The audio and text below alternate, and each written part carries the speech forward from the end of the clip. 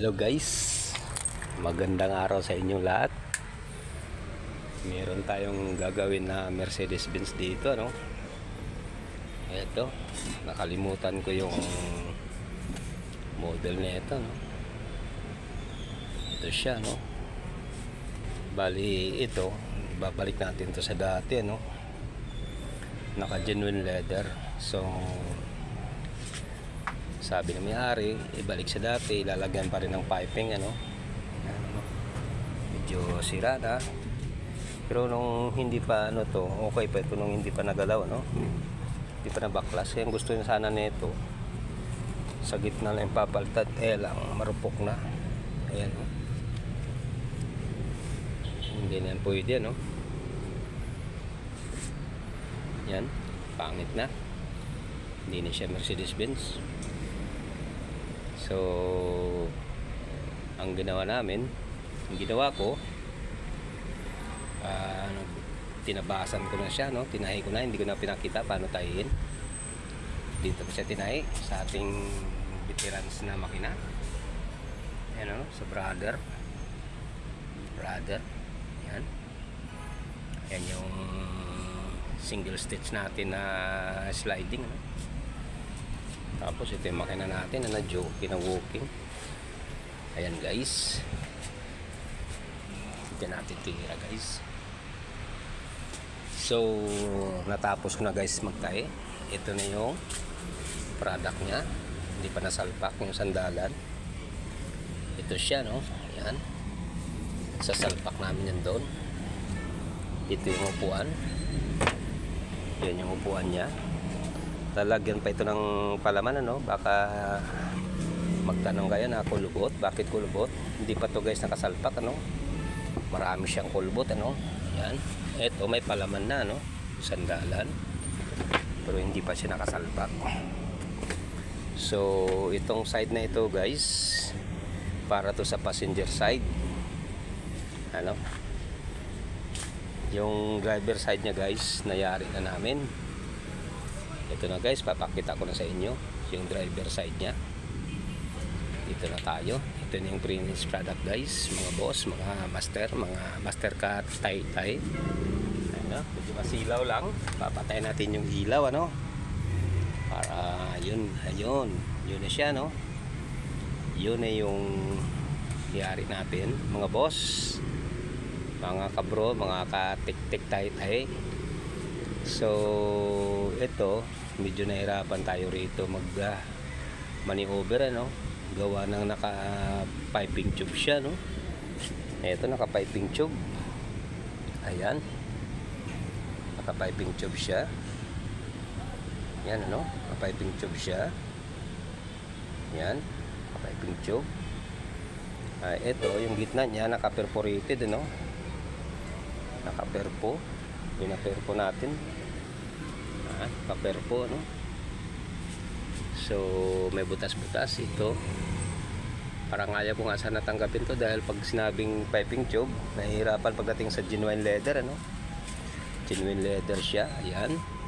Yan siya. Yan ang luma niya, no? So kung mapapansin natin dito sa luma niya, ito, no, alisin natin yung cover nya. Lubog na guys yung, ayan, ano, medyo kubaran natin muna to. Ayan, ano, saglit lang, ubaran ko para tanggalin natin yung cover nya, no. Nice. Ayan na. Ayan na yung luma nya, no. Yan yung laman ng Mercedes-Benz na gagawin natin. Ayan, no. Pag sinilip po rito, lubog na lubog, ano. Ayan, lubog yung upuan. Tapos yung sandalan nya okay pa naman regarding sa ano, no, mga frame nya. Ayan guys, napakaganda ng frame ng Mercedes-Benz, ano. Yan, hindi pa kinakalawang. 40 years na ito, may higit siguro. Napakaganda ng steel na ginamit, ano, hanggang ngayon walang kalawang. napakatibay ano ng frame, napakaganda ng paggawa nila. Mercedes-Benz ano. Ayan guys, ito siya. Yan, yun ang upuan. Ito yung upuan niya, no? Nakaganyan. Ito yung sandalan, nakalagay dyan. Yan. So ang upuan nito medyo ano lang ano, medyo lubog na lubog yung upuan nito. Yung foam, ayan oh, nagsag ano. Ayan, kung titingnan natin dito sa side nito, lubog siya no, dahil sa katagalan ano. So punta tayo rito ulit sa finished product. So ang ginawa ko rito para mabuhay, tinambakan ko ng foam to ano. Tinambakan natin ng foam yan, tapos hinasa natin ng grinder ano. Yan, pag-asa natin ng grinder, lagyan natin ng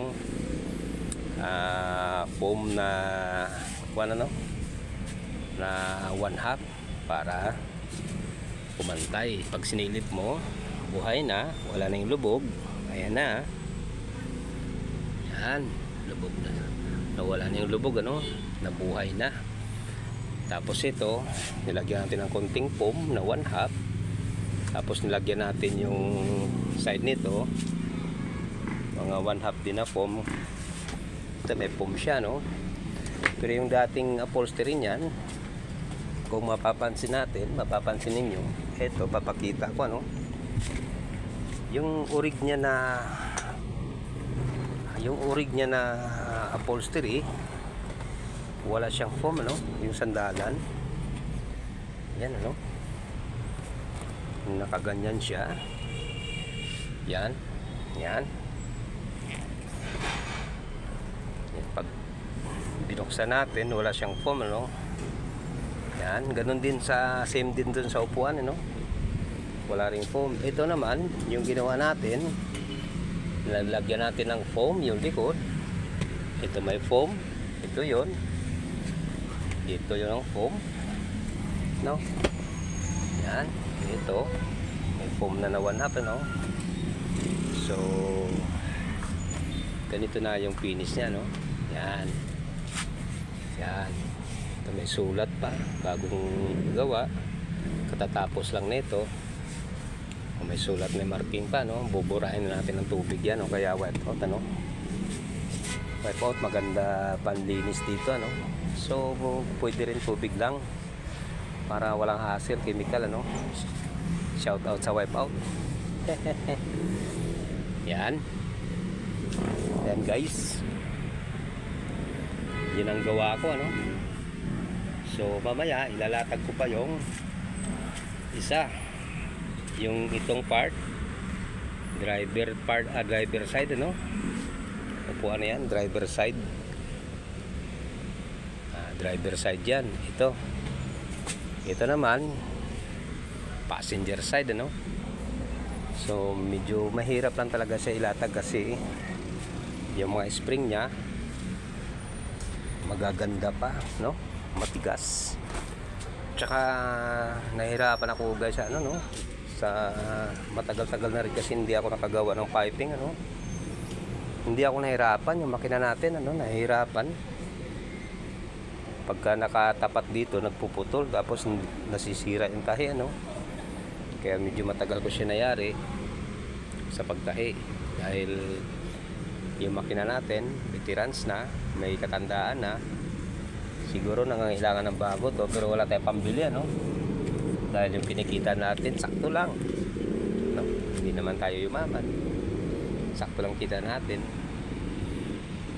diba? Minsan meron, minsan wala no. Ayan, yan na yung finished product ano. So guys, yun lang ang ma-share ko sa inyo mga boss. Mabuhay tayo. Sa mga nanonood dyan, maraming salamat, maraming salamat. Paki-hit naman ang ating like dyan, paki-like naman, tapos paki-subscribe naman po ano. So maraming salamat sa mga nanonood dyan. mga master, mga boss, mga sir, mga amo. Hanggang dito na lang po yung video natin, ano, medyo mahaba na. Maraming salamat sa inyo lahat. God bless po sa ating lahat. Ingat.